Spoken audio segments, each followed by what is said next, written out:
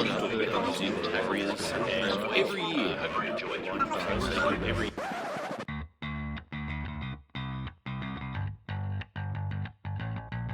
Now Fiddler puts on the step, goes right through, puts on the step again. Oh, goes Freddie. That was magnificent stuff. Well, they shall not weary them. Parcels gets away, Parcels still going. Mullins opens up again. Oh, look at him go. He beats O'Davis on the outside. Hello and welcome to another exciting episode of The Voluntary Tackle, the only NRL podcast willing to sell the services of Joey Leilua as a babysitter.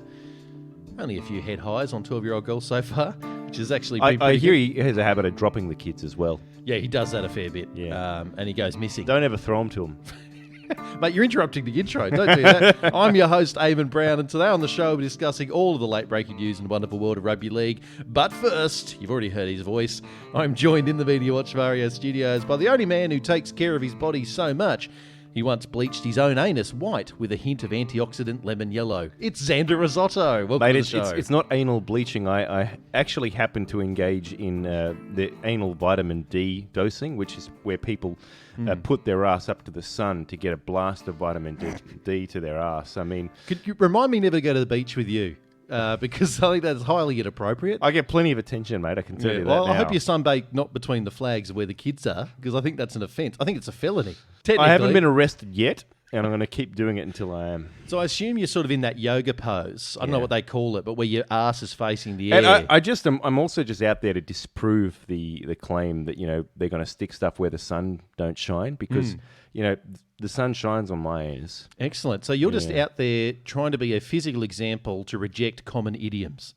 That's right. Excellent. That's Well, right. you've got to dedicate your life to something, don't you? important. It's important. And for me, it's rugby league, which is what we'll probably talk about in just a moment. But I will say this. If you do the whole bleaching of the lemon zest thing, does that mean you sort of have a slightly sort of citrus burst poo?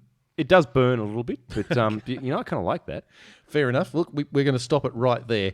And before we pretend to make a copybook tackle to the rib cage and get sent off by an overzealous refereeing establishment, just a reminder you can follow the show on social media via the handle @VoluntaryTackle.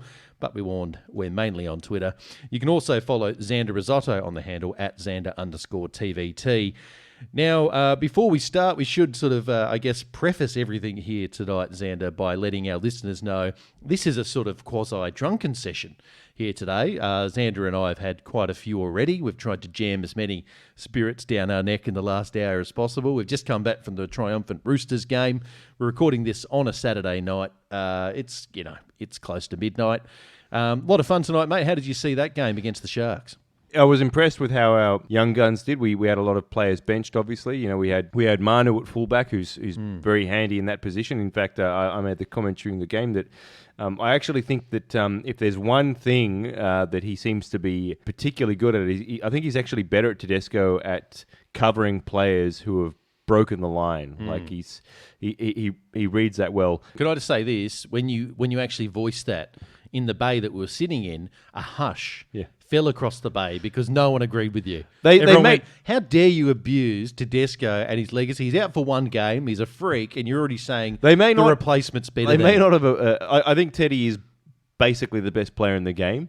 But if there is one thing I've noticed is that, you know, he can occasionally get stranded when there's been a very significant break made, and he's got a player with a head of steam up that has him one-on-one. He's been known to get caught out. It's a very hard position, but I was very impressed with how Manu covered that when that happened to him today. You're going to hold that Sevo tackle against him forever, aren't you? Sevo, no one was going to stop Sevo. That's not what I'm referring to. It's other instances. Can I just say this? This is quite the honour because listeners will probably already know this as well, is that, you know, you're a very healthy man, Xander, and you don't often drink. So to be in your company as a good mate and have a few drinks with you is actually quite the honour. Yes, mate. You know, every once in a while I do partake in the devil's nectar, Because the devil's nectar normally refers to an old man's sort of sweat juices. No, semen.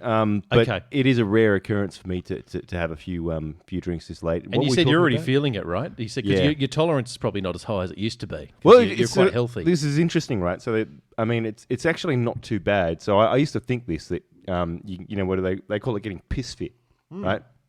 Yeah, I've been training for years. So there is an element of that, but Not actually... sure what event I'm training for, unless it's maybe a liver transplant or something. But studies actually show that, no, it's the opposite. The fitter you are, you feel the effects quicker, but in terms of your ability to recover from it and handle it in your body, you're actually better off. It's just that as somebody who drinks often, you're going to be able to mask the effects a little bit better, but you're not actually doing any better. No, in fact, I think people who do drink lots aren't usually doing any better than anyone else across a lot of categories. That's true. Employment, wealth, relationships. Certainly your digestion tract, I can tell you that much, especially if you've had a whole slab of Cooper's Pale Ale. Oof. Look, I wanted to actually start with some NRL here. We were talking about it off mic. There's no script, so we just jumped straight into this. I was quite outraged today to learn the NRL had issued Curtis Scott with an official breach notice. Now, unless you're living under a rock, you'd be aware of what the offence that had taken place. It was back in January. Curtis Scott got very drunk and fell asleep somewhere near the SCG. As it turns out, he was woken up with several taser shots to the genitals and people rubbing his earlobes. Allegedly. You know. Well, it's sort of all there on the old police cam. Oh, that's right. It was too. The genitals part was a little bit blurry. But yes. Yeah, well, thank goodness. They pixelated that out for good taste, Yeah. Xander. But for some reason, the police pursued him through the courts, and it's been months and months and months, and only just recently has he been vindicated. The NRL have taken that chapter, that timing of vindication, to formally issue Curtis Scott with a breach notice saying he brought the game into disrepute. For me, Xander, I think he's paid his price. He's had his reputation dragged through the mud. He's been assaulted. He was badly burned by multiple taser shots to the body. Should the NRL have done this? Because it feels like it's a bit overzealous. I mean, I generally will take the side of the NRL with cases like this, but given the facts that have come to light, it's a little bit like taking the side of the husband in a domestic abuse case after he's put her into hospital. I mean, it's a little bit like saying that, he's provoked the police by falling asleep. And he really upset them falling asleep under that tree because maybe, he enjoyed a drink after a game. Let's be clear here. He didn't do anything to anybody. There was nobody around. He just had a nap. Yeah, he fell asleep. I mean, as someone, especially in my early 20s, who whenever got drunk, this was my party trick. So, yeah, because just to clarify, we're not in our early 20s now. No, this is long gone. I'm now liver fit. Partially why? I used to fall asleep in public a lot, right? And my trademark was being woken up by usually a very friendly, affable Kiwi bouncer who said, "The fuck, piss off, bro. Why are you sleeping there, bro? You've got to fucking move," and stuff like that. Yeah. I don't mean that to be racist. That was just me doing an impression of an accent. But look, so I can feel for Curtis Scott because that could have been me at his age. And the idea of that, I don't know if you've seen the dash cam, or the police cam, the body cam footage, but like they grab his earlobe and he's kind of asleep, waving away what he thinks are flies or mosquitoes. Well, he's not there, and why they thought it was such an issue that they needed to get him. I mean, geez, leave the bloke alone. And it reminded me of a comment that you often hear. For those out there who've heard Bill Maher's material, he often refers to in the US overzealous police officers as young guys who've joined the police force as revenge for high school. They got bullied or something, and it's payback time. They've got the guns, they've got the tasers, and they have impunity. And this felt like that. It felt like a bunch of overzealous cops who were a little bit hopped up on their own self-importance, basically kicking a bloke whilst he was down and asleep, bothering nobody, by himself in the middle, in a park where there is nobody around, and they have effectively assaulted him unprovoked. And it was just gross. And the fact that the NRL has then subsequently issued him with a breach notice, it just feels ridiculous in the context of what has come to light. There's plenty of bad press about rugby league players, for all sorts of issues.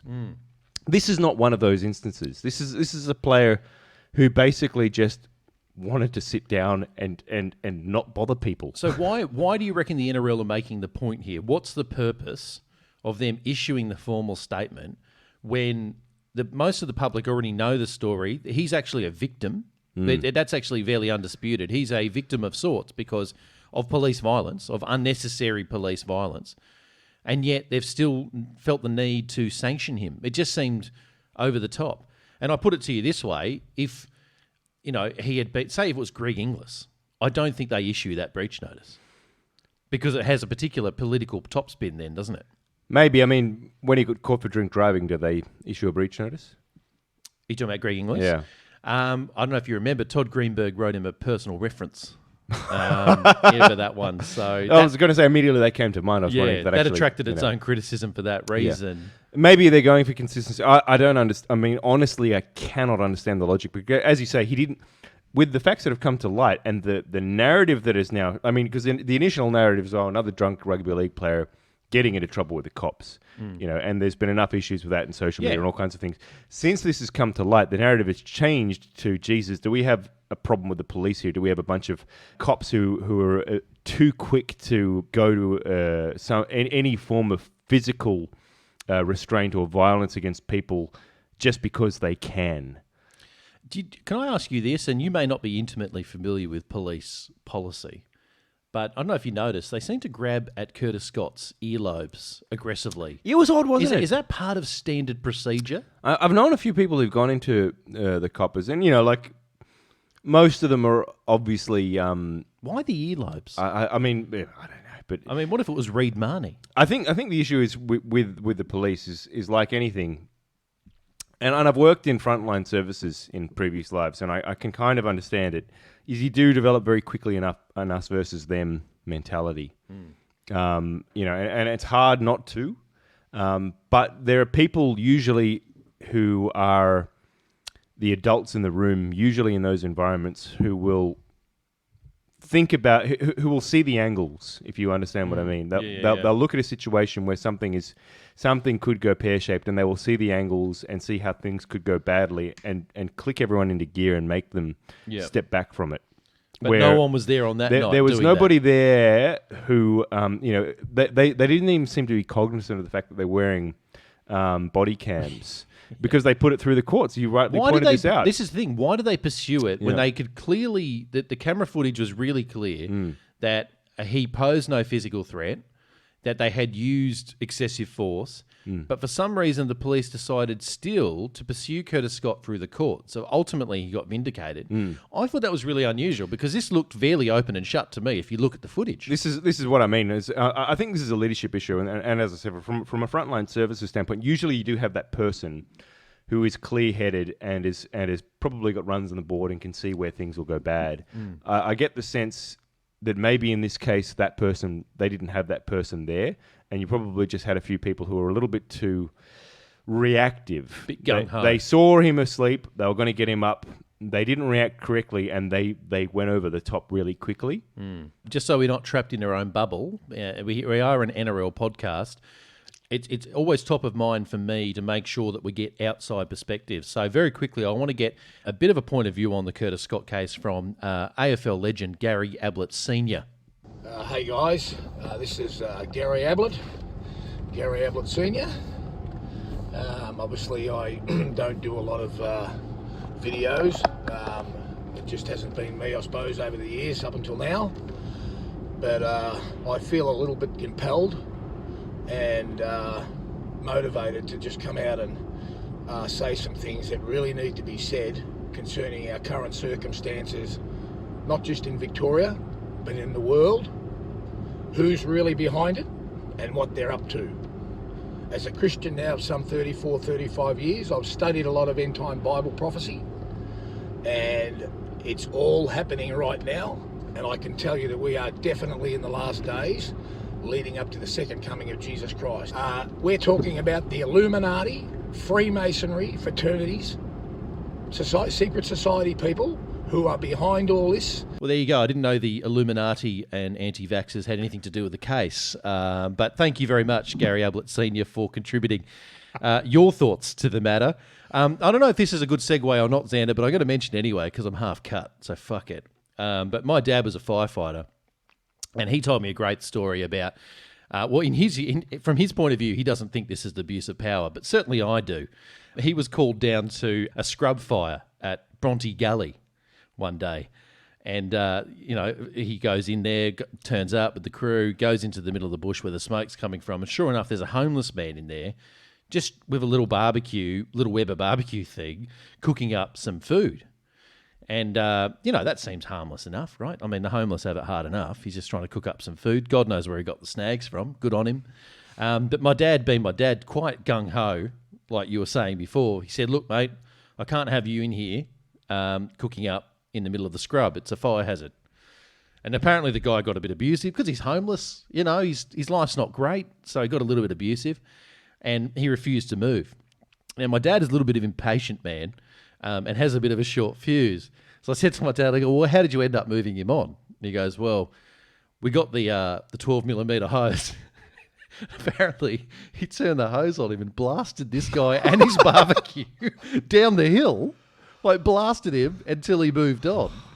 And I remember thinking, that's an abuse of power. So I understand where Curtis Scott's coming from, because I think this abuse of power. Jeez, it's a good thing there wasn't social media when your dad was a firefighter, mate. Jesus Christ. He's got the same We'd have story. seen him on the front page of some newspaper. He definitely, he read from his own book. And the same, the old quintessential firefighter, can you get my cat down from a tree? I remember I was about 10 years old. I asked my dad, so have you ever had to get a cat down from a tree, Dad? And he goes, oh, yeah, it's a pain in the ass. I want to fight fires. We shouldn't be called out for those. He's telling that to a 10-year-old, by the way, who loves cats. And I went, well, what do you do? He goes, blast them down with a hose. The hose for my dad, I think, was like the final solution for everything. Final solution, it's always a great phrase. Big shout out to Fraser Anning, wherever you are. I'm sure you're listening to the show. But I can see Dad's point with a cat. I mean, I'd probably use a high-powered hose to get a cat out of a tree as well. Yeah, because you're not a big cat man, are you? You're a dog lover. That's right. Do you know the funny thing about you? You're so tribal, Xander, because for me, I can be a cat and a dog lover, but with you, you've got to pick a team. And you love your dogs. I know that much. I do. I love my dogs. But you fucking hate cats, don't you? I see. It's funny. I grew up with both. Right. And it's kind of funny, having grown up with both, you can see the contrast. Dogs have a... Wait, can I just to clarify, you weren't raised by them, were you? You were raised by humans. With them. Okay, great. Yeah, so you weren't the operative word. Great. You weren't the sort of Tarzan character of the eastern suburbs of Sydney. Yeah, and to be honest, I don't think dogs and cats would be capable of raising a human being. I mean, they're too self-interested. Don't shoot the fairy tale dead. But having been raised with both, I mean, my mum loved cats. But we had a dog, and we had a bull terrier. And so it was interesting, having that contrast. But lovable, like big bulls, basically, what do they call staffies in that they're referred to as brick tornadoes. Bull terriers are the same sort of breed. What an affable name that is. But they are lovable brick tornadoes, I hope a rugby league player gets that nickname. The brick tornado. That's fucking fantastic. It is, in fact, there are a few players who've kind of had that nickname across both codes. There was a character, he's dead actually, Jerry Collins, died in a car crash in France, sadly. Right, yeah. But he was... You're bringing down the tone of the show. I know, but his nickname was Granite. Okay. Which is awesome. Excellent. Is that because he went 80 Ks into a granite wall driving, or is that for another reason? Speaking of dark, Jesus. Oh, mate, I'm just trying to follow your thread. Bringing it back on track. The point being dogs and cats. You're having grown up with both of them. Cats are snobs. They add nothing to anything. Dogs help the human species survive in its early stages of development, and so did horses. Cats are basically a waste of fucking space and should be exterminated. Okay, thank you very much, Mussolini, for your thoughts. Look, I had another thing, and it's just a thought bubble. Tell me to fuck off, and this is not a viable segment, but I thought it's time for the voluntary tackle to give back. And so I'm thinking on the show right now, live, we pick out 2 Twitter accounts of 2 people that we know follow the show, and just you and I have a bit of a chat about them. Now, we can pick out one each, if you like. One that occurs to me is I want to have a look at the Twitter account, and I haven't looked at this in advance, is a guy called Gavin. It's at Ernie Oz, who I know is a big fan of the show and is very vocal on Twitter. Let's look up at Ernie Oz on Twitter, and at the end of this show, we can give him a bit of a shout out and say, hey, we wouldn't call it doxing, would you? You'd say we went through in an affectionate way through your Twitter feed and we gave our thoughts. Here we go. I brought it up. He hasn't tweeted lately. Okay, so the first thing we've noticed, Gavin, is you haven't tweeted as much as you normally Actually, would. no, he tweeted 55 minutes ago. It was just he hadn't done a solo tweet. He's Gavin, I take responded. all of that back. Xander was wrong. You tweet super regularly. In fact, probably scale it back a bit would be my advice. Just for the record, any listeners that are not familiar with Gavin's Twitter profile, he has the logo there of what looks to be a ram attached to an old-style sort of time device. I believe it's pocket watch. I believe it's the coat of arms of Afghanistan. Is it really, or are you just making shit up? I have no idea. Okay, how dare you, It could well sir. be. Well, whatever it is, Gavin, get in touch with the show, Gavin, because I want to know what the fuck that's about. It's actually a cool photo. It almost looks like a psychedelic astrology sign, and I'm interested. Yeah. Welcome to Twitter, where nobody changes their mind, says Gavin. No, you're a legend, Gavin. I know Xander and I both interacted with you at different times, and you always have a very interesting take on the game of NRL. I can see he's retweeted something from John Birmingham, who's a fantastic Great Australian Guardian. author. Great Guardian. What am I even talking about? Great journalist for the Guardian. Indeed. And he's written some fantastic stuff. He was actually a fan of my blog when I used to have a blog. So big shout out to John Birmingham. Amusing writer. He's got very pithy. He's got a very pithy writing style. Jesus Christ, I am really famous. Do you know, I like this tweet, Xander, from Gavin. Excellent try from the Gold Coast. Hashtag NRL Titans Cowboys. I'm going to be honest, Gavin. I don't know if that adds much to the game. So we've introduced Gavin, and now we're just having a crack at his contributions to the Twitter feed for hashtag NRL Titans v Gold Coast. Mate, this is just Titans v Cowboys. Sorry, it's an education, which is from August 9. I should add. That must have been. We should look up that try. Maybe it was a good contribution. Maybe that was an incredible try. I don't remember. I don't remember either. I don't remember much right now. I'm really drunk. But this is. I love this from on August 3. I love this merger. Gavin says, "Dogs of Water." So he's making a bit of an analysis of the Knights Bulldogs game. That's and he's right. I remember this game. He's merged that straight into coronavirus ripped through an aged care home in the UK. So he's gone with rugby league and something really morbid, really close together, and I respect that. I've seen the tweet talking about where is he merges with coronavirus. I mean, this is a very pithy tweet he's put forward here, because I mean it basically was Heffron Park water slides. I don't know, but it was. That's it was, right. Yeah, I mean that's how back we're that going. was basic. That was basically a swimming pool that they were playing in. I love that game, by the way. It was water polo, rugby league style. Yeah, that was really enjoyable, and I'm wondering if the NRL should actually invest in making at least one game around sort of a hydro game. Yeah. Not a full swimming pool, like an Olympic swimming pool, because that'd be absurd. But maybe like the kiddies pool. Do you know, it's like 2 or 3 inches of water and maybe a fountain in the middle at the halfway line. Or maybe put them into a closed dome, just simulate it, Instead of just having the water, remove all the oxygen from the room and see which team can hold their breath longest. Okay, well, that got dark really quickly. I mean, they pass out, you'd resuscitate Well, everyone them. would die, Xander, and I don't know how much entertainment value that would actually hold for people. Depends if you had anyone employed from Auschwitz. Well, yeah. I mean, would the one person be Godwin's successful law, mate. We've gone straight to Hitler. who thought to wear an air set? I mean, they would carve, wouldn't they? Sonny Bill would prepare. He's basically rugby league's Batman. He'd do the prep. Another tweet on July 14th from Gavin at Ernie Oz. Road trip today, pulled over to check out this cool mailbox. And you can't see this is a non-visual medium, obviously, but it's a mailbox in the shape of a giraffe using what looks to be a series of rods and a giant oil drum, which I think is fantastic. I'd love to know where you were, Gavin, when you pulled over for that. It looks, I don't know, like the back of Burke to me. Everything's quite brown, although bushfire season, that could be anywhere these days. And again, I love this. It's merged into another tweet that says, "On your tits." So you're a very special man, Gavin, and we love your support of the show. I'm not sure if the segment's working, Xander, but I think it's been brilliant. It's been fun. And now, do you have someone that you think we should focus on? That was Gavin. Who else is a fan of the show that you'd like to know a little bit more about? We can assess their Twitter line in real time right now. Yeah, I have to have a genuine think about this, actually. There's probably somebody that Now, this is Xander's suggestion. He wants to talk a little bit about Ben Ellis at the Middle Oz is the handle. I'm a non-conservative Christian. There's no excuse for hate, and I support the West Tigers and cricket, says Ben. What have your interactions with Ben been, mate? I know he follows the show. He always has a good opinion. Big shout out to you, Ben. Thanks for following the show. Yeah, Ben's a good bloke. I pissed him off a little bit by liberally using the term retard recently. Well, that'll happen. It was after we lost to the Storm, which I wasn't in a particularly good mood, and it was related to something to do with Donald Trump also doesn't put me in a particularly good mood. You know, but he took it like we had a good back and forth, and yeah, we're still on good terms, which is a sign of a civilized debate, I think. I think so. You can transgress sometimes. I mean, Lee, you could probably admit yourself you shouldn't have used that term.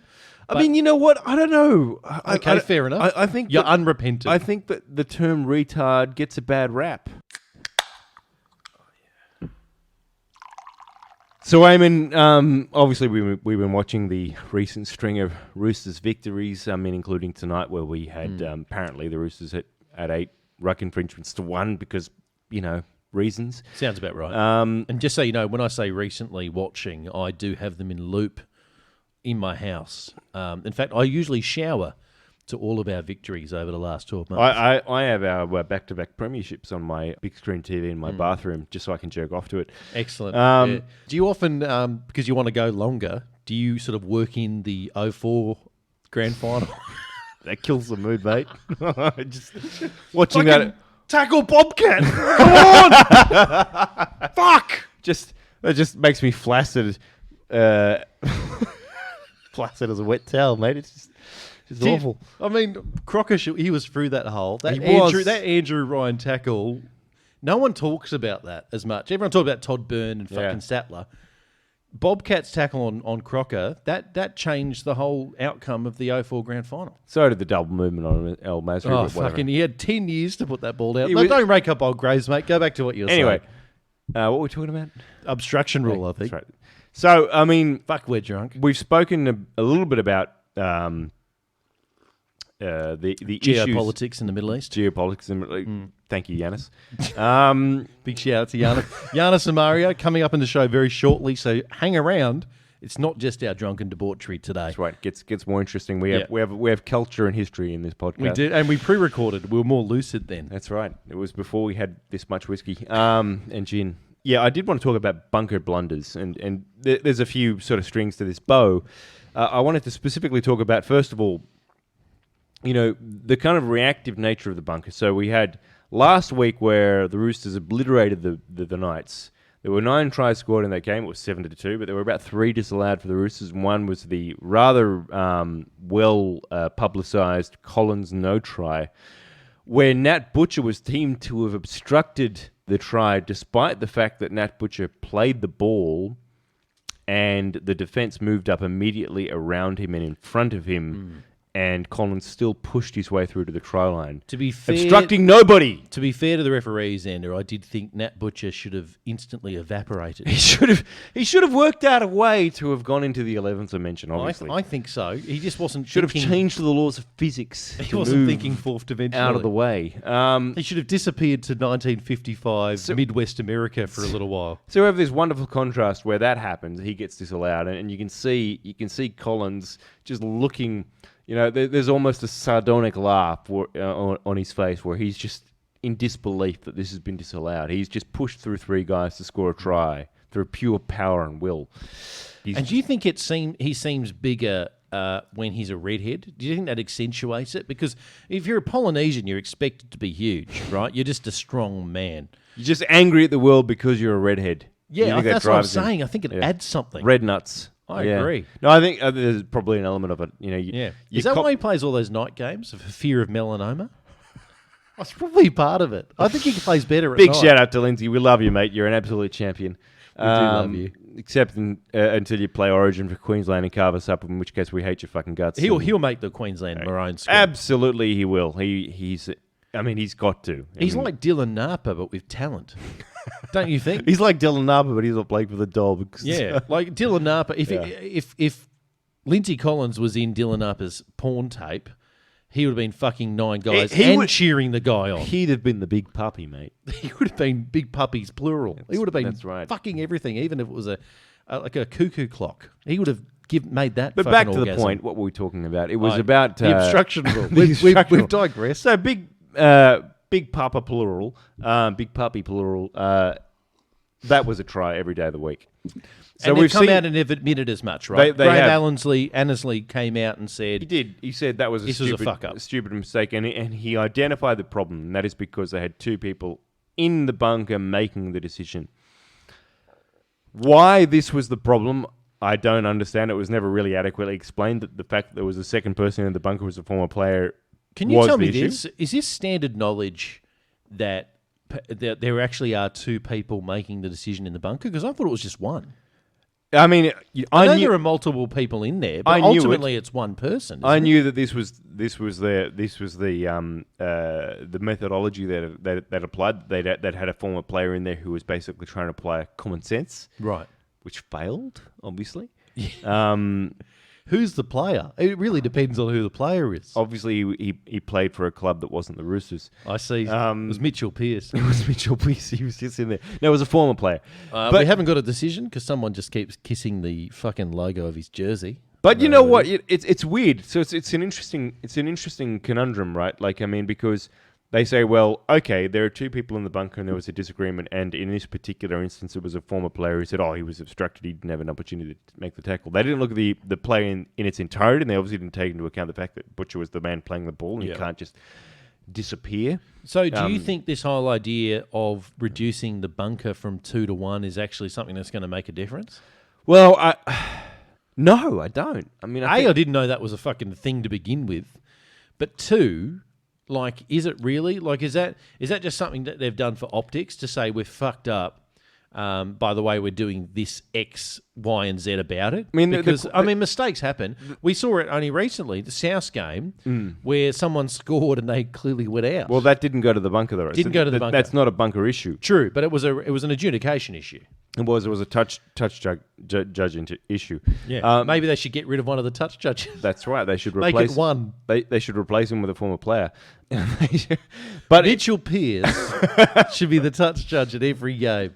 But It's the only way to guarantee to make him fucking retire. in the Collins instance, the question I kind of had was that they made the argument that, well, the former player effectively contaminated the decision by saying that, well, he didn't have a chance to make the tackle.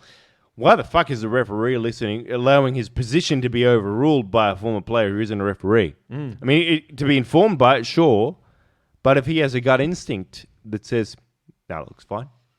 Can I say this? What is this bullshit about a former player having like a better knowledge of the rule book? Is that just? Sorry, that's horseshit. Conceptually, I get it. You want somebody who's outside of the black and white rule system to say common sense. Yeah, but they don't exercise that. That's the run of play. But in this situation, they've gone the other direction. And I think that this points to the practical flaw of it, is that a lot of clubs hate the fucking Roosters. If it wasn't... So a former player coming into the equation can make a decision like this. We're like, well, fuck Lindsay Collins and the Roosters. That shouldn't have been a try because, I don't like the Roosters. If it wasn't so late, I'd call up Luke Diamond Phillips, who is a former player, went on to become a referee, and was a big advocate of that idea, by the way, that you needed a former player. And conceptually, I get it, but in this particular example, I kind of see the flaws in it. If you had to pick one former player, say he had to do all 8 games in a round, which former player do you trust the most to get video referee decisions correct? Matthew Johns. Okay, I like Matty. I think he probably would exercise a fair degree. But the thing is, he would be partisan towards the Knights. No, he wouldn't. I actually don't think he would.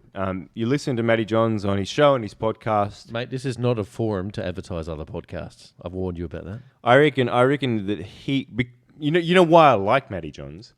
Is because he's an related to Andrew? He's the more sensible of the duo. But the way I like Matty is he advocates for a challenge system that is purely based... that is...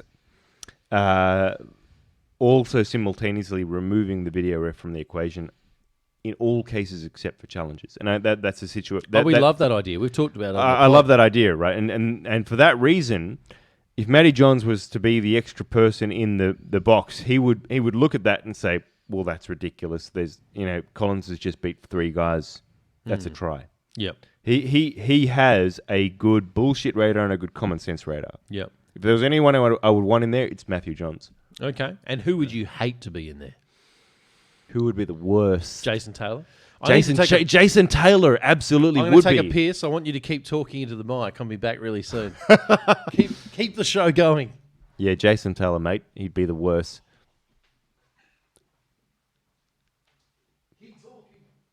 nothing more to say here. It's just Jason Taylor. He's the worst.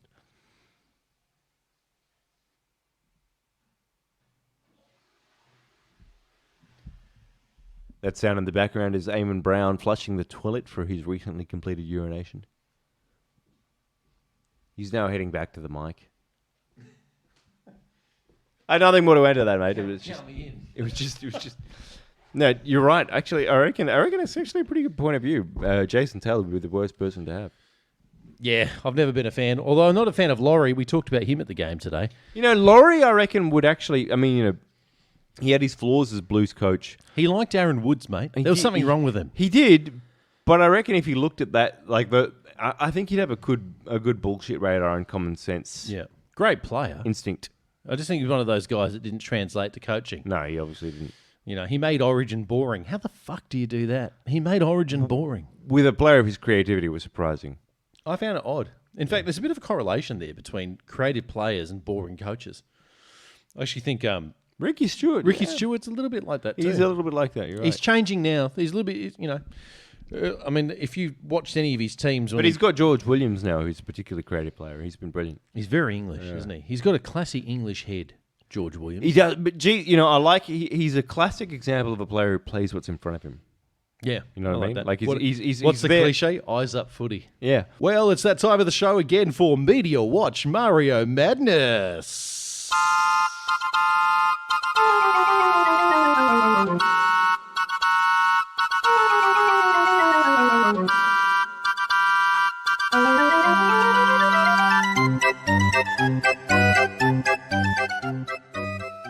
You know what the best part about that sound effect? That's not my tongue. I have a urinary tract infection, and it just sort of naturally blends into the SFX in the background. Mario, thank you very much. It's been a little while since we've had you on the show. What have you been up to in the last 2 to 3 weeks? Absolutely nothing interesting, to be honest. I've just gotten a little bit swamped from work, which is unusual for me. I'm normally living a very lazy life, but sometimes it catches up with me. I suppose you've managed to wedge in a little bit of rugby league at the moment, which I know hasn't been of great standing for you at the moment, being a Manly Sea Eagles fan. They just played the Gold Coast Titans today, and I don't know if you found this bizarre. I thought it was bizarre that they were favourites, Manly, to win that game. I did tip Titans, I think, from memory. Yeah, right. So you've gotten to that stage of fandom already where you're tipping against your own team. Oh, I'm always at that stage. When I'm in a tipping comp, I'm tipped to win, and when you tip against your team and they win, you win. If you tip against your team and they lose, you win. So I was explaining a similar thing to Eamon that for my sports bets lately, I've actually been putting a bet in my multis on Souths because it hurts me to watch them win. It hurts me too, mate. So if I win money off watching them win, it sort of lessens the pain. I'm like, well, at least I got something out of it. And if they lose, I'm like, you know what? I'd pay $50 to watch them lose to the Dogs. And, I had a political equivalent here. In the run-up to the 2016 US election, I said to my wife, I'm worried that Donald Trump will win. At the time, he was 21-1. And I said, do you reckon we just put $1,000 on it? Because... if the world goes to shit and he starts World War III, at least we have $21,000. She said no.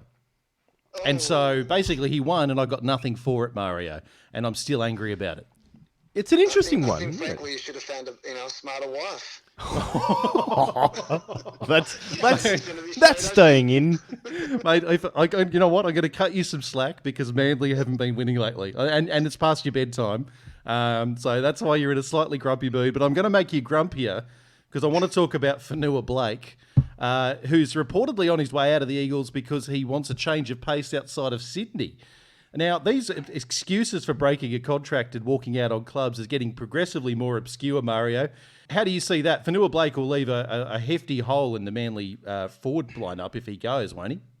Look, my initial reaction when I first heard what was going on was, fuck that prick, make it, hold him to his contract so that when he breaks it by fucking off to New Zealand, we just say he can't play for the next 2 years.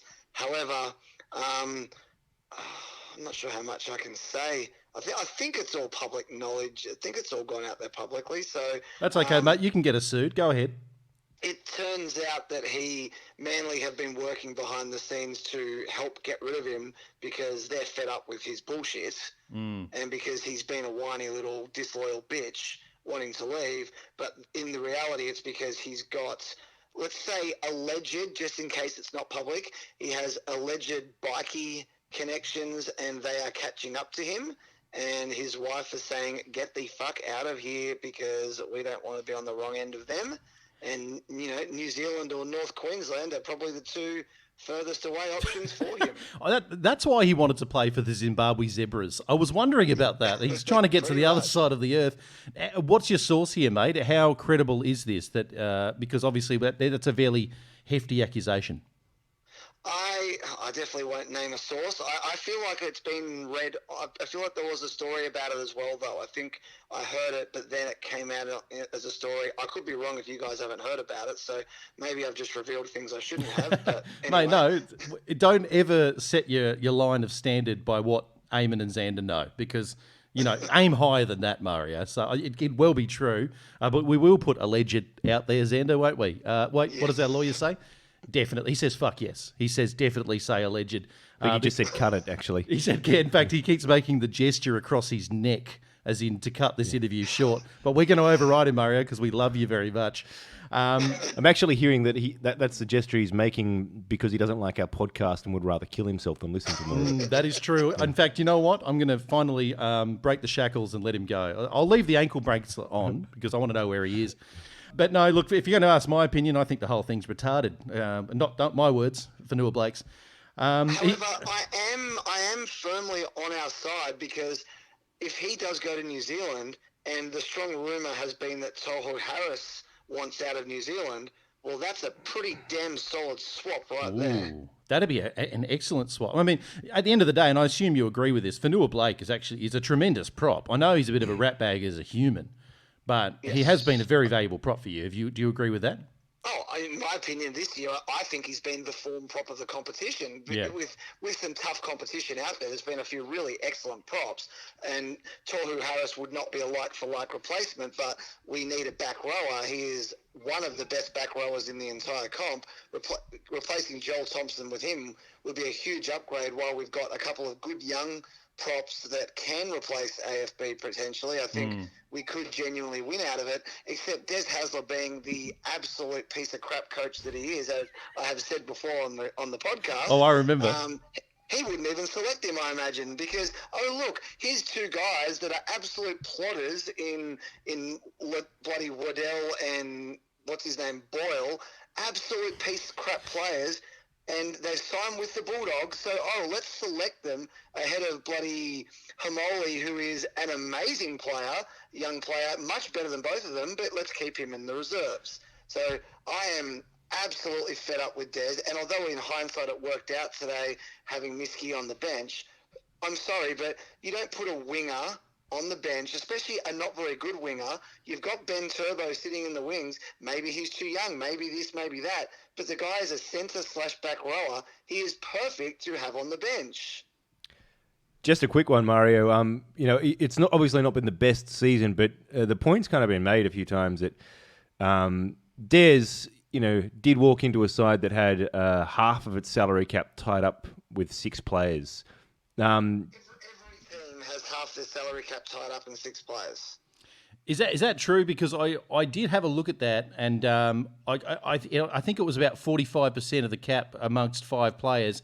And if you consider, Mario, that players like Cade Cust have been paid in chicken McNuggets, that seems like it's too much of the pie. What percentage of the cap would have been spent, let's say, last year on Cooper Cronk, James Tedesco, let's say, what's his name, Jake Friends, and Boyd Courtner? I'll field that, Mario. You mean the real books or the secret ones? Let's say of the official salary cap, those 4 guys would be on at least, say, none of them on less than 700,000. So right there, you've got a fair percentage of your cap in 4 players. The reality is every team has that. The issue that I have with Manly, well, I have 3 main issues, honestly, and the first one is strength and conditioning / physio. Yeah, because of all the injuries. our club physio's a moron. He diagnoses people, and then 10 minutes later it comes out as being wrong. He put Tom Turbo in. Everybody knew he shouldn't have played. Literally everybody knew he shouldn't have played today. And he was terrible. That's a really interesting segue that you've actually mentioned there, because I did want to talk about it. Now, I'm a huge fan of Tommy Turbo. I think most people are. He had, okay, we can call it a Barry Crocker today, but he looked very underdone. And I assume that's the point you're getting to, that he came back prematurely. How much of that do you think was Trbojević's decision? Because obviously, from a personal point of view, he wants to return to the field as quickly as possible so that he can potentially get an Origin berth. Do you think it was more Tom pushing for it? Yes. However, Tom is almost a kid. Des is an adult. Des is the coach. He makes the decision. Tom, of course, wanted to play. He wanted to play Origin, but a decent person would look at that and say, I'm sorry, Tom, you're not ready. I might put you on the bench. That's the most I can offer. You say that Des Hasler is an adult, but of course he does have the hair of a prepubescent surfy teen.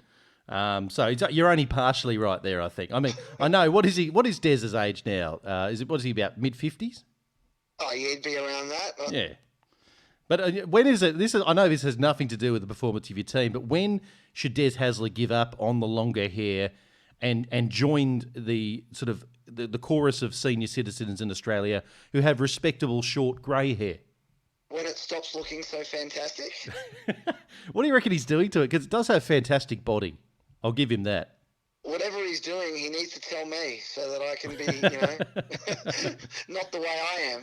Mate, I have to say this, as someone, a little bit follically challenged, they're like, it really suits you. There are some people, and unfortunately this is what happened to me one day, because I have a really odd-shaped head. You have a very nice shaped head, Mario, and I mean that in the most heterosexual way possible. Yeah, I'm just going to put my hand down my pants now, don't mind me. But it's, some people it suits and other people not so much. I will look ridiculous when that day happens, and it will happen. Don't you worry about that. Look, I don't want to stick entirely onto Manly as well, mate, because, there's a few other things going on in the game that I wanted to get your take on, and one of them is actually the debate over the concussion. Have you been keeping up with the Boyd Cordner story?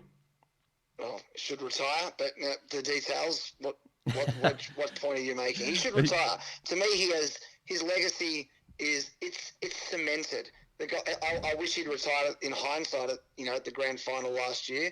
Maybe he just needs to stick around to see if he can play in the grand final this year and get the win. Go out on a three-peat would be a most amazing way to retire. But I am genuinely concerned for the guy that he is just putting too much risk with the whole Liam Foran thing, with that AFL players, suing the comp for his concussions. I don't want those things to happen to Boyd Cordner. I've always thought he's slightly overrated as a player. Slightly. He's still a very good player, but slightly overrated. But, he's a tough bloke, good captain, deserves what he's got in his life, and good luck to him. But I don't want him to become the next, Liam Foran, the next guy that's just totally punch drunk like Mario Fennick, let's say. Now, Xander desperately wants to reply to you. Before that happens, sorry, Xander, can you hand me that metal file? I just want to change the name of the studio from Media Watch Mario Studios, because you had to go at our personal hero. But go ahead, Xander. Yeah, so just to reiterate, we're talking about the New South Wales and Australian captain, Boyd Cordner, who's also the captain of the back-to-back NRL premiers, that you just referred to as overrated. I take your point about the potential for somebody like him to maybe regret his decisions, but unlike in the AFL, where I think they think their game is safe. I think the NRL know that that we have a collision sport, and I think in particular the Roosters know that we have a dangerous game, and they treat these things more cautiously than anybody, probably in either code of rugby, in all honesty. And I would posit the question that, is it up to him, or should it be up to the club? Because I understand that the club has already had these discussions with him on a number of occasions. They've had concerns for him for years, back to his early 20s, about pushing his body, not just about head knocks, but knees and hips and other injuries. He's had a ton of them. Andrew Webster catalogued them recently. I mean, ultimately, if he just wants to play on, and he still plays bloody well, like he puts his body on the line, and he leads by example better than anyone in the game, I think. I mean, you know, I think is it our that- place? Is that Mario's point that he leads with his body a bit too much, particularly his brain? Well, I mean, you know, but that's just it. He's missed a lot of time, so he's been able to he's been able to stay relatively fresh because the club has been so careful with him, like with Luke Keary. I mean, this isn't the 1960s anymore where they're just telling him to shake it off. Yeah. What's your question for Mario? So my question is, you know, is it our place to tell him if he's with a club that has been this rigorous and they've had these discussions and he wants to keep playing? I mean, is it really? Does it get to a point where we just say, well, it's up to Boyd? Interesting take. What do you think about that, Mario? Should it be up to the player? I think that's kind of what I just said. I mean, I don't think the Roosters should drop him or anything. I think if you guys are legally got all the boxes ticked, that you are covered for the future, that he can't sue you for those decisions to keep picking him, then I think the Roosters' job is to pick their best team, and as long as he's in that best team, they should pick him. I'm saying Boyd Courtnall. I just don't think he has anything left to prove, anything really left to gain. Obviously money, you can't argue with money, I fully get that, but let's be real, Uncle Nick's going to look after him. Yep. Given all the things that have happened. He might not continue to earn 600, 700 grand a year, but I think he's going to have a decent career, you know, with the Roosters, but he's going to need to have his brain intact to be able to perform that career. And that's a really interesting point. I think lots of people are sort of debating that in the public sphere at the moment is, you know, Phil Gould, for example, is very vocal about the game and clubs needing to protect players from themselves. So the idea that, you know, should it be Boyd's decision? There are obviously, as Mario just stated, there are financial incentives to keep playing on, you know, in spite of your health. Should it be their call? Interesting point, though, on for Gould. I don't know if you guys listened to his podcast this week, but he thought the whole Cordner thing was massively overblown, and that the Roosters' incredibly cautious approach is bringing more attention to it than it probably deserved. He basically argued that he didn't actually think it was that big of an issue. And to be fair, Peter Fitzsimons kind of drew a bit more attention He did. to it as well. Peter Fitzsimons, did the Peter Fitzsimons thing and basically harped on about it without ever talking to anybody directly involved with the case or the club, just because he wanted to shoot from the hip and he doesn't like having facts interrupt his or interfere with his preconceived notions of what he saw. I don't know if he shoots from the hip. As if concussions aren't much more of a problem in rugby given the nature of their scrums. 100%. And their rucks, mate. Jesus Christ. It's insane. Look, Mario, I know you've got a big marathon to run tomorrow. You're apparently running around the block of your house 15,000 times for a bit of cardio. So I don't want to keep you for too much longer, but I did have a very important question that I need to finish off this interview with, and it's been percolating in my mind for probably some months. So prepare yourself. Sounds unpleasant. Yeah, a little bit. I want to know who your favourite Golden Girl was. Was it Betty White or Rue McClanahan? Definitely Blanche. You knew who it was. Well played, sir. Whichever one her real name was, I'm not sure, but yeah. her. You've nailed it. And It was by a the good way, show. I liked that show. let's save that for another podcast. Thank you. I prefer the honeymooners. Thank you, Media Watch Mario, for joining the show again. That was Media Watch Mario Madness. Thanks, boys.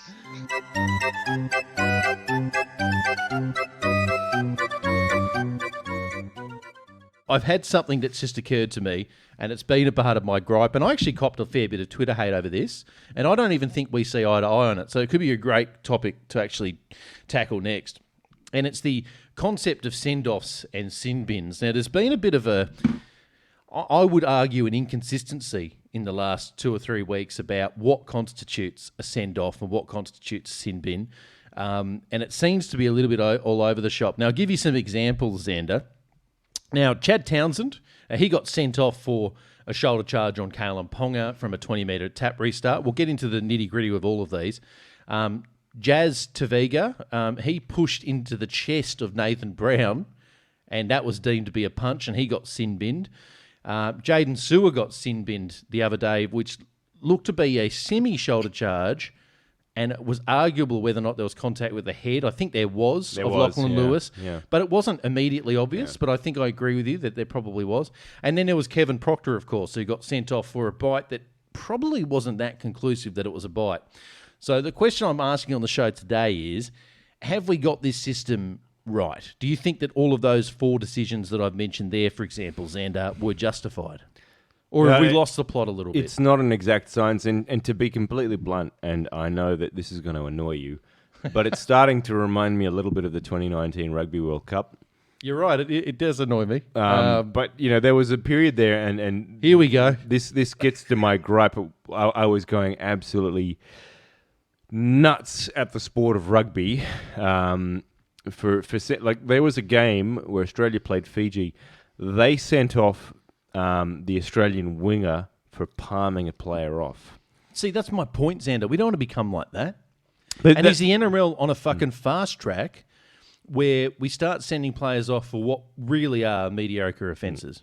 Yeah, I think there's a danger of it. I mean, I understand that with the current, with the information around concussion, there is an increasing level of concern, and we. And I agree with that. I'm not shirking that at all. We may well end up with a game where you can only tackle the legs, and you know what? If that happens, Well, that'll be fucked. That's the thing. So this is where I think some common sense needs to come in, because I think it is a slippery slope towards what you just mentioned, right? So let's go through this one by one and have a bit of a chat about it. Yeah, And sure. We'll start off with the big elephant in the room, which is Chad Townsend. And I know we didn't necessarily see eye to eye on this. Now, for me, just to give you my thoughts on what a send-off should be, right? So there's a few really clear categories of what I think a send-off should be. One should be a malicious intent or something extremely reckless, right? Where you know something can go horribly wrong. And it's got to be coupled with a level of contact that put that player in danger, right? So we're talking your classic swinging arm. We're talking like if it was a legitimate bite, for example, and you really hoed into someone, like James Graham and Billy Slater in the 2011 GF, for example. Or Mike Tyson on Evander Holyfield. Exactly. So Taking me, a piece of their ear. or trying to get a protein even if out it's of it. reckless, though. So sometimes you might not have any intent, but you've completely miscued and you've coat-hanged someone flush into the head. That's a send-off, right? I get that. Adrian Morley in 2003. Exactly. You're head dipping on me, Xander. Stay with me here, because I've got a point and I'm going somewhere. Chad Townsend, to me, didn't fit that prescription, and I'll tell you why. Okay, it's a shoulder charge. I don't deny that. It definitely was. But there was mitigating circumstances around that, right? Because I don't know if you remember, but there was the Ponga's come up for the 20-metre tap. The referee's blown the whistle, and then he's blown the whistle again to say, no, it's a false start. So Ponga relaxes. And in that time, Chad's come in with a big shoulder charge. And I think it looked much worse because Kalen Ponga had actually relaxed, right? So I think that as spectacular as it looked, I actually don't think that was a send-off offence. I would have been happy with 10 in the bin because it was... Chad Townsend had an idea. He premeditated that he wanted to put up with a really big hit on Ponga, and it went wrong, right? It wasn't even that clear that he hit him in the head, but it was a hell of a hit. He did. No, I actually agree with you. You say we didn't see eye to eye. I didn't think it was a send. I thought it was 10 in the bin. I agree. It was 10 in the bin. It wasn't a send off. At the time, my issue was that if Ponga heard it, why didn't Townsend hear it? I mean, it was like they were both in the exact same position. Yeah, he didn't. But it's conceivable he had time to pull out. He committed to it, but he didn't. He could have stopped. I mean, Ponga, if he heard the whistle, I agree with you. He did. And he claims he didn't. I mean, he claims he didn't, but him and Ponga are in basically the same position. I mean, they're literally 10 metres apart, literally 10 metres apart. He can claim he didn't hear it, but Ponga did. I mean, what the fuck's going on with Townsend's ears? Can I tell you this, though? Kalen Ponga, when he was interviewed after the game, claimed that he wasn't hit in the head. Well, he wasn't, and he clearly wasn't. He was just hit.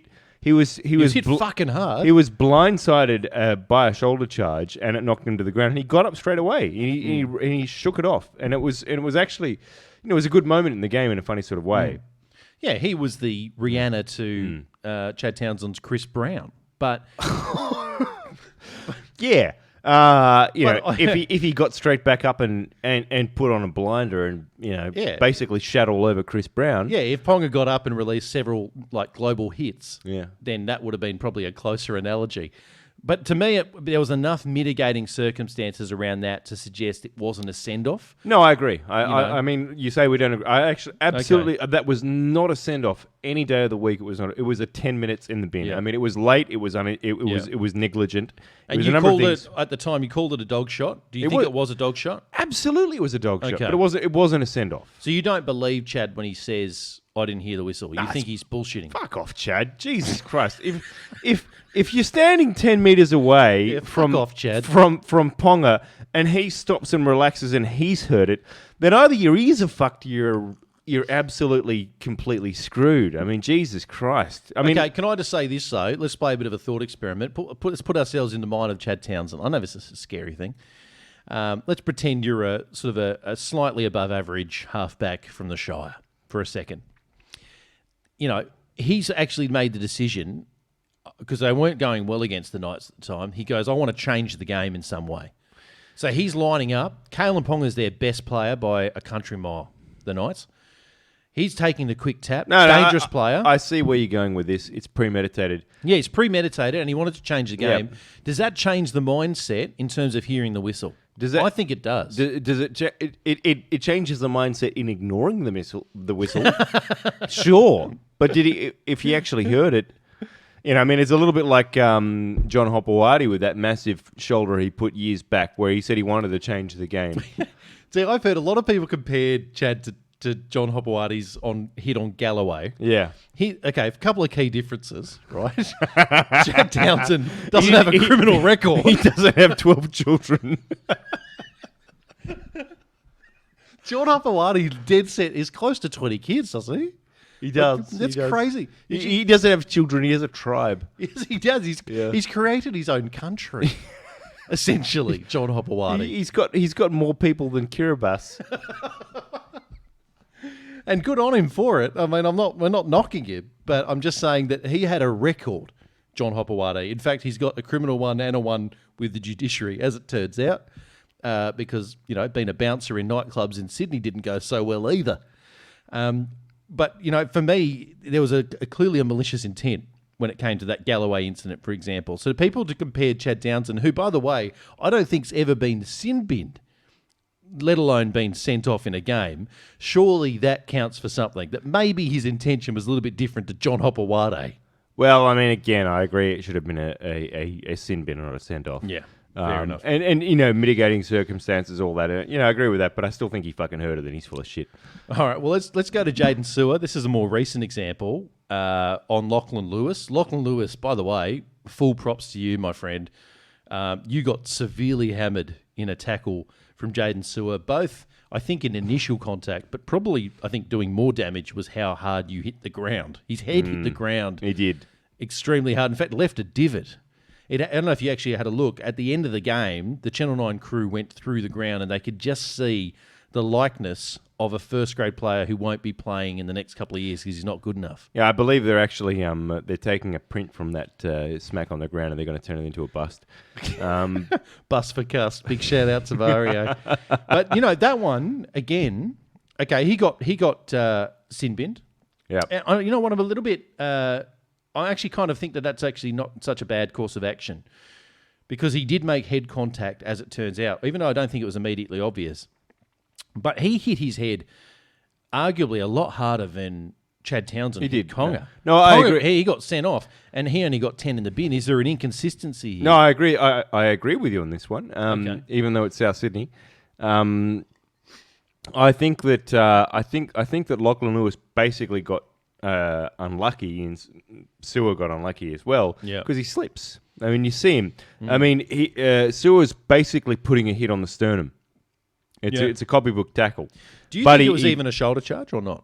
I mean, it's borderline, isn't it? It's borderline. It's not an obvious shoulder charge. It's absolutely borderline because he goes in and when you're taught to tackle as a kid, you're taught to tackle by basically ducking and driving up with your shoulder into the sternum. Yep. I was actually taught to grab the scrotum really hard and squeeze. We're not talking about soccer, mate. Oh, I'm sorry. No, I'm talking about my childhood, actually. I shouldn't go into that. Anyway, big shout out to Reverend O'Connell, by the way. I hope you're still there at the parish. He's been shuffled off to a different parish. He now goes biophilia. Anyway. Isn't shuffled the perfect verb for priests It getting is. moved around? Like, just shuffling the card of fucked. Just like, oh shit, well, he's been done for at least 3 pedophilia acts. We've got to put him into... We'll send him into Guatemala for a few years. Where are you going, Marcus? You're going to Albury. We hear they don't report on incidents. Yeah, exactly. But no, I think that... I mean, still, you're right. Like, looking at the tackle, it's unlucky more than anything. I mean, as much as I had Souths, it was unlucky. I think 10 in the bin even was harsh. To be watching it, I thought it was a penalty. Okay, let's stop there for a second, put a pin in this, because what do you think the sin bin should be reserved for then? I Obviously, think- professional fouls. This is where sin bin have been traditionally used in recent times. Totally fine with that. But I've noticed this year, the sin bin has been, the brief's been broadened. It's been broadened to negligence. Okay, is that what you'd call it? Yeah, Negligence? I would call it. Okay, would you call the Jaden Sewer incident negligent then? Because I think, and I'm just giving my 2 cents, he comes in fairly copybook. It's straight. He Makes contact with the head. I'm not denying it. The only issue is there's no attempt to wrap the arms. It's a straight shoulder, but he's square. So they're mitigating it. And There's no time to wrap the arms because it happened in like a fifth of a second. It's a borderline incident, and like I thought even at the time I thought he was hard done by. And he plays for South, so we're telling the truth. Yeah, I mean, like I thought, Jesus, he came back and he had a blinder for them. But what about the Kevin Proctor send-off? This is a few weeks ago now. So Kevin Proctor was I thought that was absolute bullshit. I didn't think for an instant he tried to bite. When you looked at the reverse, like the multiple angles on that, he's gasping for air, if anything, and there's no intent to bite. I think, in all honesty, I like Johnson as a player. I think he was just trying to get. It was a bit of gamesmanship. He was trying to get a decision for his side, and he more or less confirmed that after the game. He didn't want to talk about it. Yeah. Because they're mates off the field. They know are. that much. So I think the judiciary thought, I wonder if this is a little bit of, what happens They gave on the him field 2 stays weeks. on the field. If it's a genuine bite, he gets 8. I agree with you. For a bite to happen, and I know this because I eat a lot of toffee apples, right? That you need to open your mouth, but it also needs to come down in the clenching motion. Yeah. And I don't think Kevin Proctor did that with Sean Johnson's No, arm. he didn't. And in fact, it could be a little bit of the onus on Sean Johnson, who I think might have been giving Kevin Proctor a feed that he didn't want. Because That's he was right. shoving his forearm rather aggressively into his Could have goal. been a high tackle penalty, really. Should have gone against him. Exactly. So it's not just a refereeing blunder then, in your opinion, because he got sent off, remember? Yeah. The judiciary doubled down by, what did they give him, 3 weeks? They gave him 2, I think. Was that? Okay. I mean, that's saying that there was a level of culpability on behalf of Proctor, though. Yeah, no, I think they shouldn't have given him any. I mean, I don't think there was... And I've had disagreements with people on this about this online. Looking at all the angles, I don't think there was any intent. I think it was purely incidental. I think it was purely driven by the fact that Johnson shoves his forearm straight into his melon. Yeah. And he's trying to get up and play the damn ball. Yeah.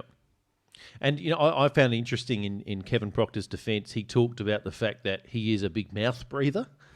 and I think he may have mentioned... Not something you want to admit to, really. No, but you may have a deviated septum, and you may be one of these people that, for example, you may not know this about me, Xander, but I have apparently a very narrow breathing column. I have only about a third of the normal oxygen of a normal person, so I actually breathe through my mouth a lot, like a guppy fish. So it's not just this... So you're one of these mouth breathers that I am. Triple M often referred to. People like James Hooper often talk about the damn mouth breathers out there. Yeah, I'm that person. Although right. James Hooper should not be throwing stones because... No. I mean, is it me or is he juicing, by the way, James Hooper? He's just doubled in size. Mind you, months. apparently just on the arms, because everything else looks kind of like a flabby middle-aged man. I think he goes to the gym and he just works out his bald melon. That's what I reckon. 'Cause to me, that's the thing that's growing the most. He just basically does, what do they call them? He basically does side raises. Look, I'm going to wrap this up with a little final epiphany from me, okay? And I want your response on this. Because in the midst of all of those penalties that I've already mentioned, right, with your Proctors and your Sewers, I don't know if you remember this game, but it was a South versus Tigers match where Josh Reynolds was playing and he kicks a ball through and he went for a kick and he missed the ball and he ended up kicking someone in the head. I don't know if you remember. I that. remember this. It was Now, South Sydney. And who took exception to that? Do you remember? Latrell Mitchell. He did. And what did he do? He went and punched on. He stiff-armed him from behind Yeah. and hit him flush on the head. Yeah. The penalty went against the Tigers. Yeah. Now, for me, when it comes to a send-off, intention and contact are the big two conditions. Yeah. No, Latrell There's a massive inconsistency. Latrell should have been sent off for that. He goes in from behind. He flies in from outside and has a swinging arm to the head of Reynolds, who doesn't mean it. He should have been sent off 100%. Yeah. So am I right here? There is an inconsistency, Yeah, of course right? there is. But, Souths are the pride of the league, mate.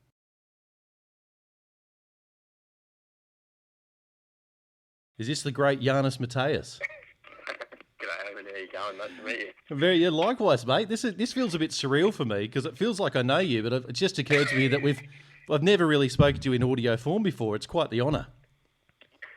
Yeah, look, actually, I've got a bit of a cold, so I apologise. But, mate, I'm a big fan of your work. I feel like I know you too.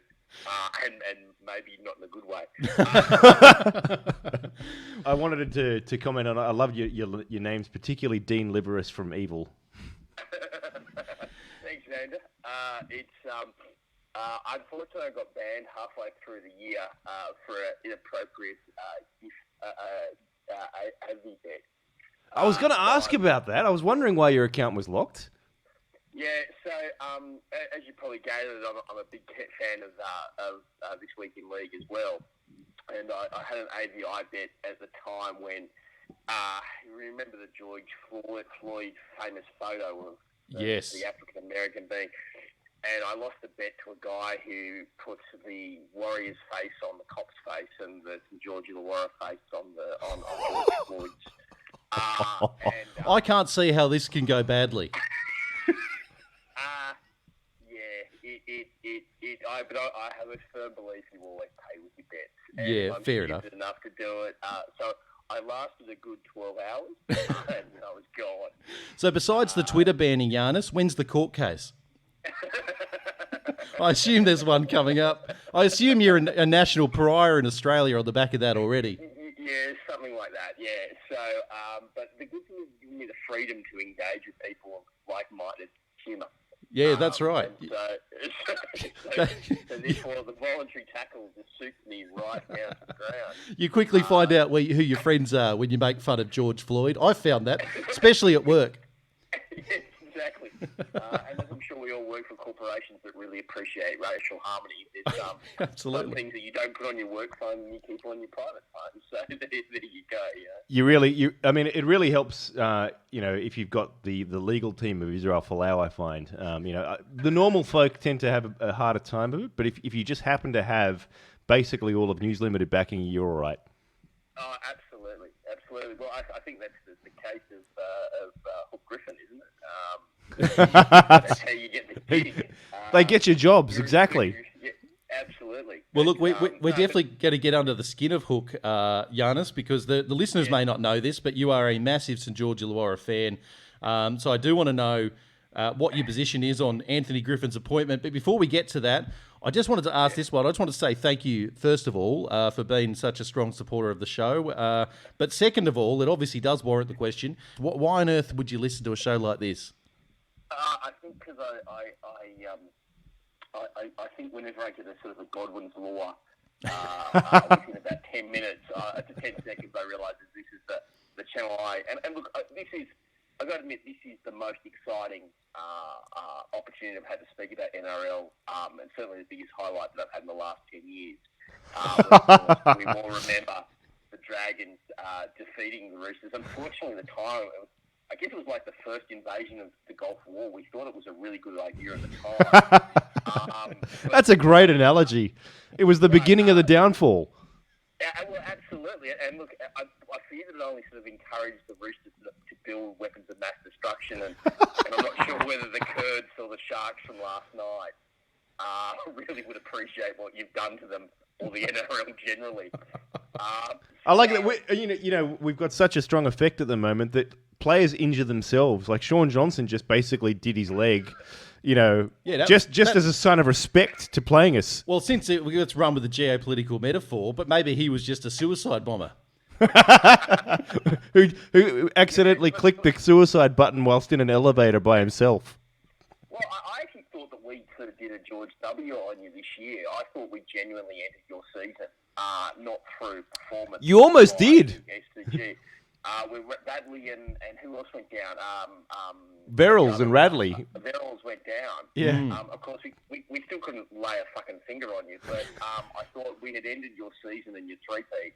Of course, the league weren't incredibly thankful to that, and look, I think you guys are the real deal again, and I'll say that to death ride you to the end. You know what? You did us a huge favour. You basically ensured that all of our bench players would be fit come finals time. Absolutely. Well, I mean, the other thing too, of course, is we gave you these two up-and-comers. You may have heard of them, the Morris twins. And that was a fucking great idea, wasn't it?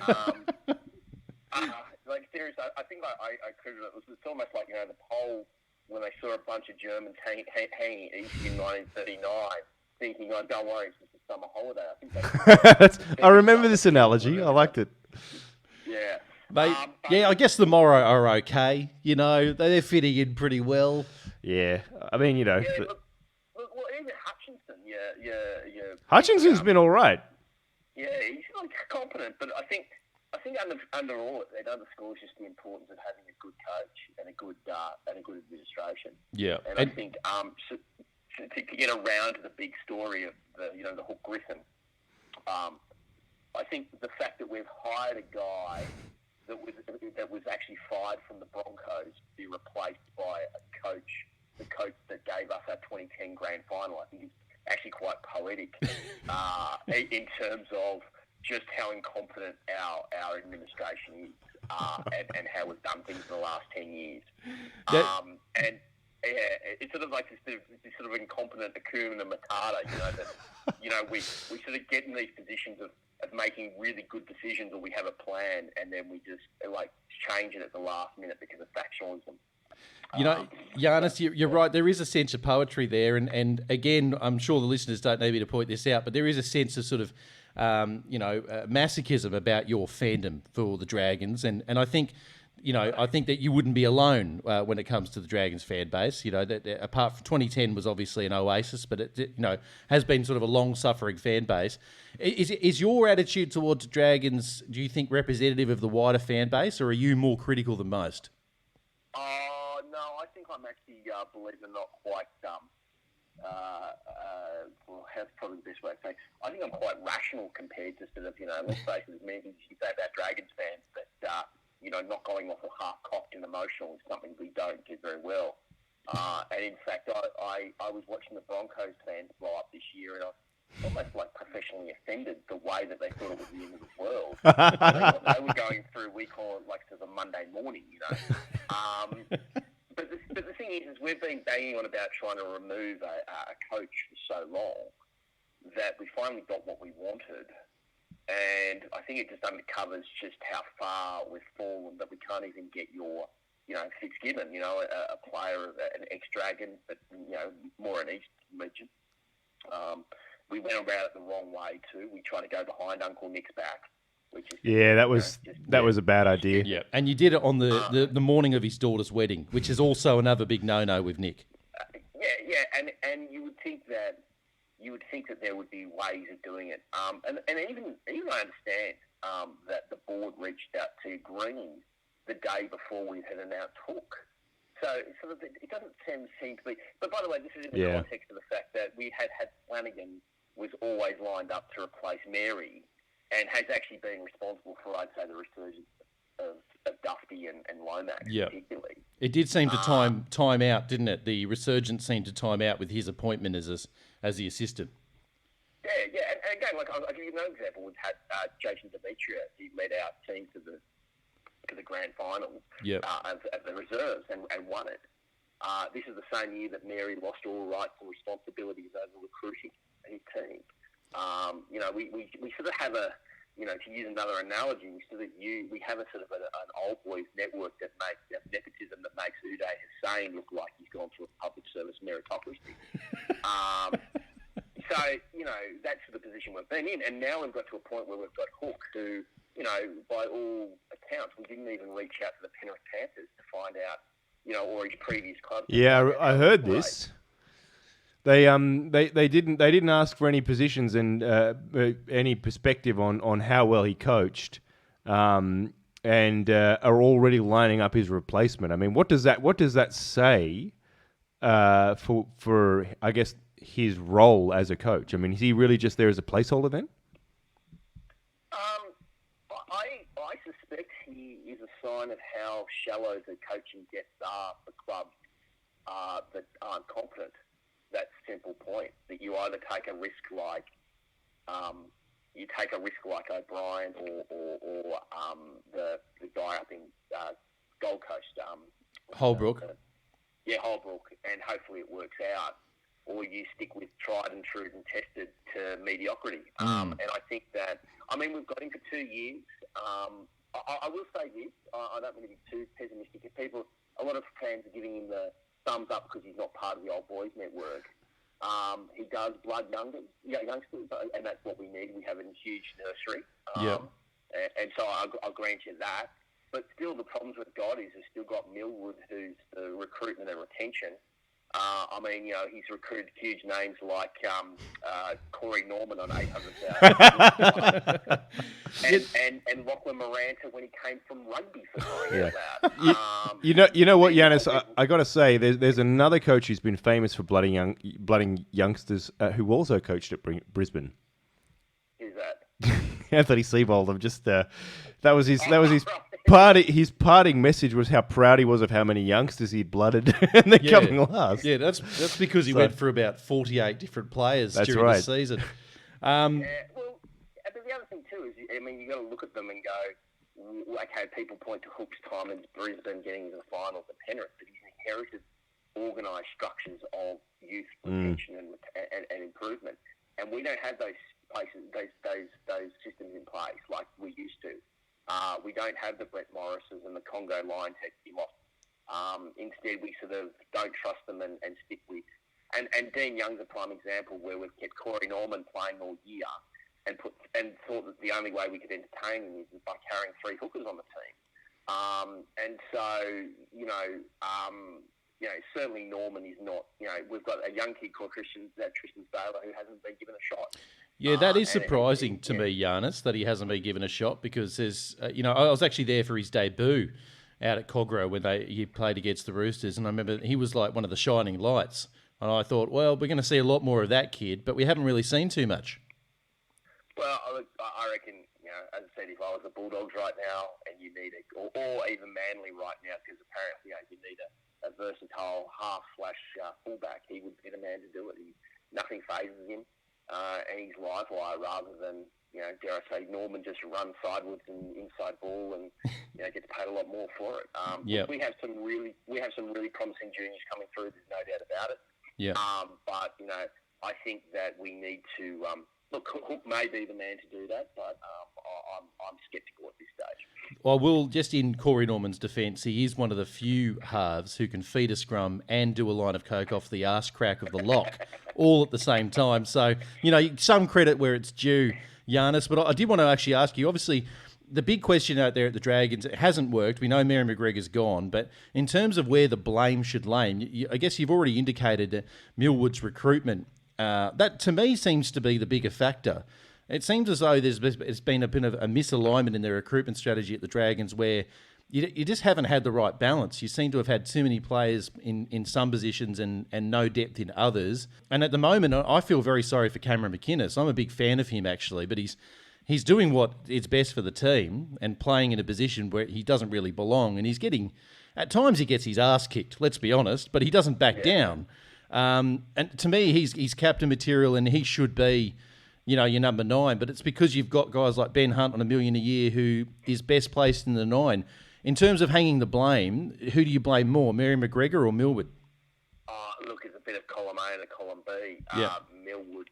And look, to be honest, we do have one of the best locks in the game, currently unable to play, and rightfully so, might I add. Certainly, I seem to be a minority of Dragons fan here. Jack DeBellin should not be playing until he's had his day in court. Yep. But you take that out, that hurts the structure and the arrangement. But we've made some strange recruitment decisions that don't seem to fit where our youth is developing as well. So why would you spend money on I go back. I love James Graham as a player, but why would you spend money on him when we already had a pretty good forward stock at the time? Instead, we seem to purchase, players where we're already quite strong. And probably like the best example I can give you is we bought Corey Norman a year before we needed to from the Wooden Spoon Parramatta. And that, at the time we had a young kid called Jai Field who's now playing for Parramatta and doing pretty well. Now, look, he may not have been the long-term solution. He may not, but look, at least give him the opportunity. And he was only ever given opportunities like 5 minutes before, a preliminary final against South. That's not the opportunity to blood in a kid. And we're seeing the same things at the moment too. We've got a young kid called Eddie Blacker who is a prop of significant standing. We're not giving him a run. So I think it's a combination of Millwood's poor recruitment, but we just don't trust the juniors. And to your point earlier, you guys have allowed your bench prop players to come on. Suddenly you've got your Lamb. You're given more opportunity in the place of Flanagan. You work out how to rotate that much better. Yeah, it's that squad mentality, isn't it? A bit like the one-day international cricket team. It's sort of you don't go in. It's not about your 17 anymore. I feel like that's going to be the future template. It's not so much about your top 17. It's about your best sort of 25, 30 players and how often you can rotate them and get them into the squad and getting them some valuable minutes. I don't want to take up too much of your time, mate, because I know it's very late. We've kept you up late. In fact, we've spoken to Mario already, who's preparing for a marathon. Geez, he lives a very adventurous life. But I did want to pose this to you. Could this be the big solve to your coaching problem down at the Dragons? Should you turn to San Francisco, Silicon Valley, and just get yourself a good AI algorithm that actually takes the helm? Fuck off, Hook. We don't need it. He can stand on the sideline and use his weird Australian southern drawl. Have you noticed that? He has a real drawl in his voice. He's basically the Australian Wayne, John Wayne, rather. He does have a bit of a Australian John Wayne about him. Have you found that, Yarrrnis? I'm going to admit I haven't listened to too much of it because I can't. Neither do any of his players. I'll let that from yeah, exactly. I'm seeing sort of a very interesting social media profile. And he does have an interesting social. It's strangely disappeared though, Yarrrnis. We can't find it anymore. Yeah. Look, I think once people like someone else who's got excommunicated from Twitter for a while, and suddenly there's no record anymore. The former Yarrrnis Matus, unfortunately, he's no longer. The Twitter user formerly known as Yarrrnis Matus. You are now Dean Liverous from Evil, which I think is an even better name. So all my retweets of Stormfront, people weren't sure whether it was actually whether it was being ironic or serious. Mate, great reference though. Great show, The Boys. But there is a different Stormfront, obviously, that you're referring to. I didn't know which one you were talking about. And look, completely, yeah. For the record, Yarrrnis, if you do want to find Anthony Griffin's Twitter account, it's still accessible on Breitbart News. But look, mate, we're not going to take up any more of your time. I just wanted to say thank you very much for sparing the time to come on the show, mate. It's a pleasure to meet you in audio form, and who knows, we can have a beer one day if we can organise that at some point. But thank you very much for supporting the show as well. We have very, very few of those, so I've only just recently convinced Xander to support the show, so that was good. Thanks, boys. I really appreciate it. Looking forward to it.